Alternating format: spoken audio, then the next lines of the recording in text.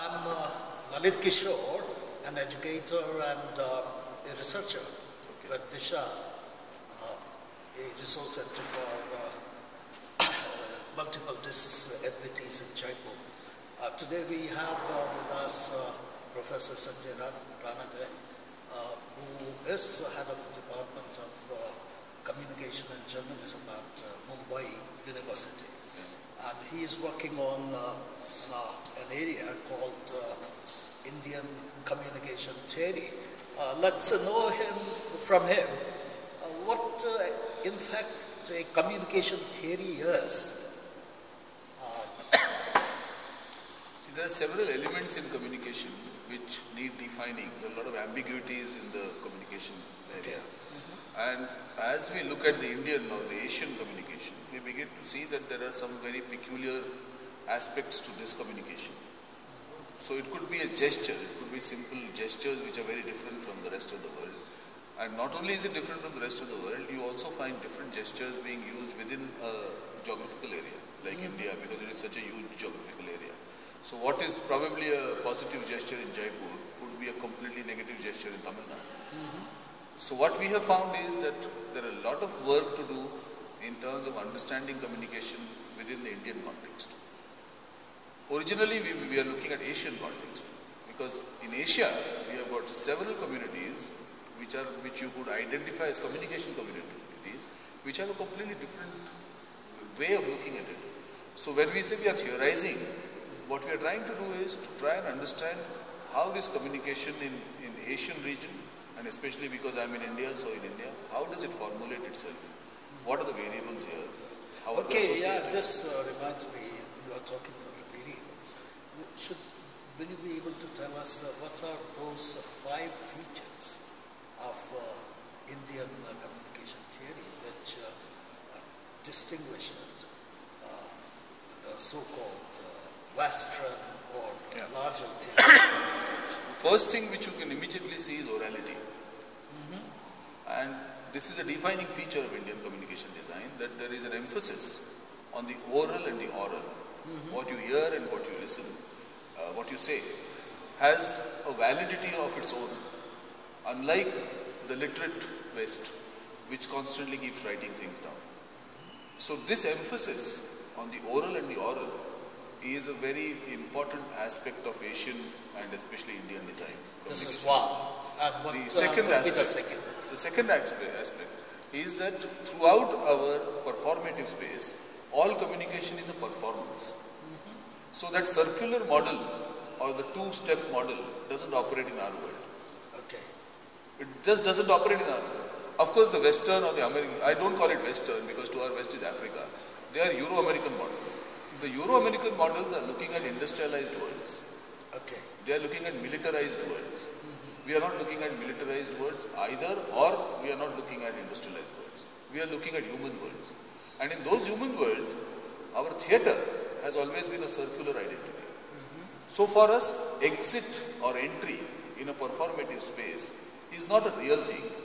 We are constantly entering or exiting from a performative space. This is the third one. So we look at communication design in its orality.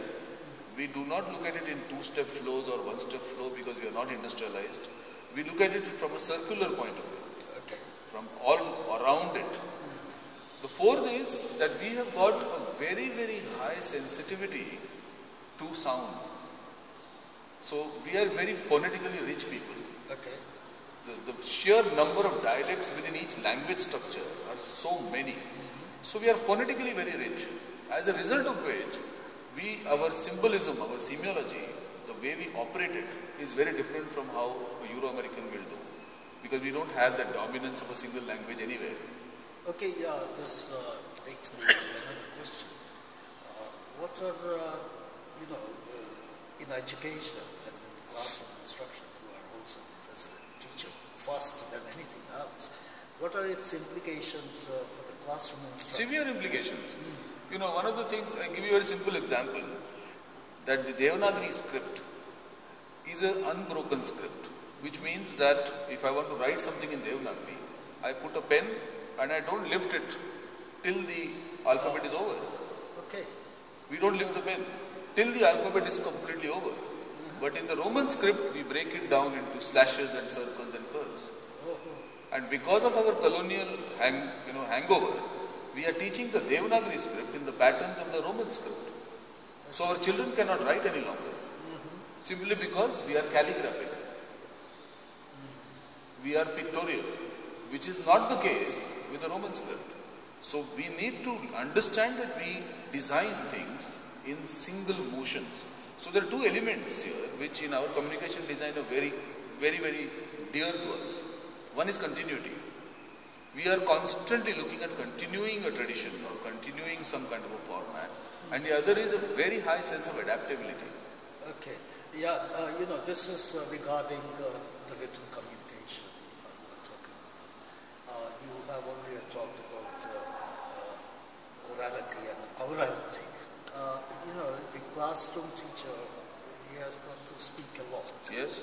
And how some of the elements of your theory can be brought into when the teacher is telling in the classroom.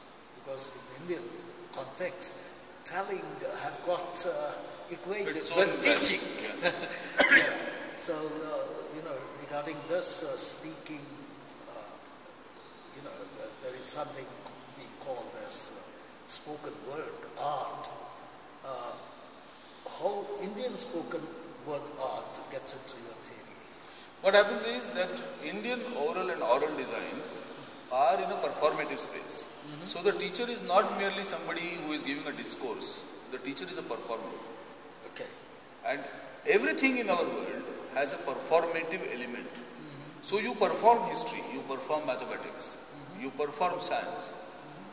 You will find that whenever you find a teacher who performs these things, the students connect. But when they teach from that formal Euro-American style of chalkboard and Okay. students have a difficulty connecting with it.